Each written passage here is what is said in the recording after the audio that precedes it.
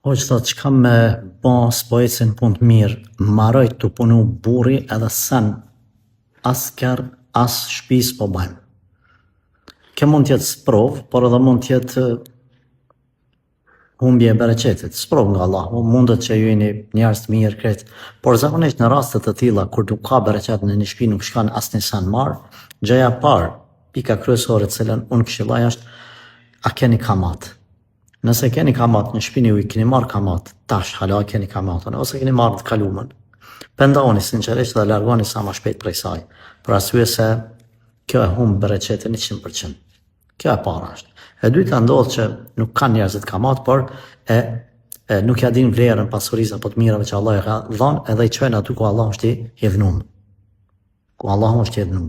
Filloni me dhënë sadak nga pak, me ja ditë shqyqyrin Allahut, me rujtë sa të mundeni, dhe më thonë mos me hargju pa hesap, sepse ndodhë që dikush i fiton 1.000 euro, po i hargjen 3.000.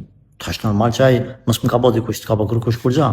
Është trunë ytë që s'po i përseptan sakt gjanat.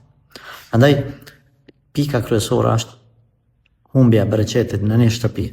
Mos me pas bereqet në një familje, futja e hidhrimit, e përçamjeve, urrejtjeve mes vete është prania e kamatës në atë familje.